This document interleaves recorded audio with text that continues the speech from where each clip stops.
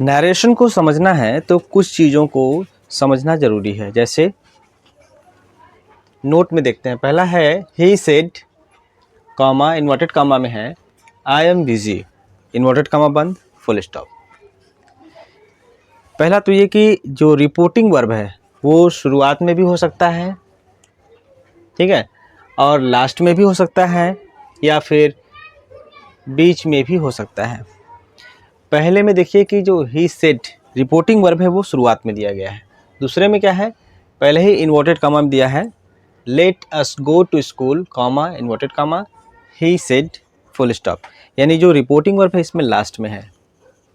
और तीसरे में है इन्वर्टेड कॉमा में Mohan is always ready to help you, inverted comma बंद हो गया है।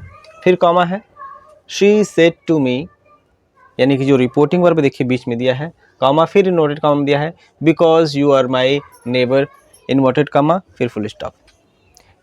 तो जो रिपोर्टिंग वर्ब है, रिपोर्टिंग वर्ब को हम कहते हैं रिपोर्टिंग स्पीच, इंट्रोड्यूसिंग स्पीच। तो ये बीच में भी हो सकता है, शुरुआत में भी हो सकता है और लास्ट में भी हो सकता है, कंफ्यूज होने की ज़रूरत नहीं है। अब इसको समझना है तो हमें पहले सेंटेंस को समझना पड़ेगा। जो रिपोर्टिंग वर्ब में वो सेंटेंस है वो कौन सा आ रहा है, सेंटेंस समझना पड़ेगा।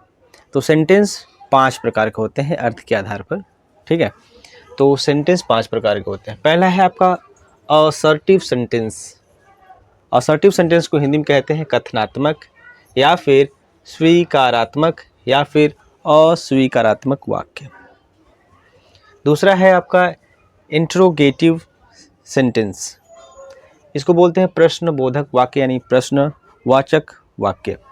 तीसरा है इम्परेटिव सेंटेंस, इसको बोलते हैं आज्ञासूचक वाक्य। और नेक्स्ट चौथा है आपका ऑप्टेटिव सेंटेंस, इच्छाबोधक वाक्य।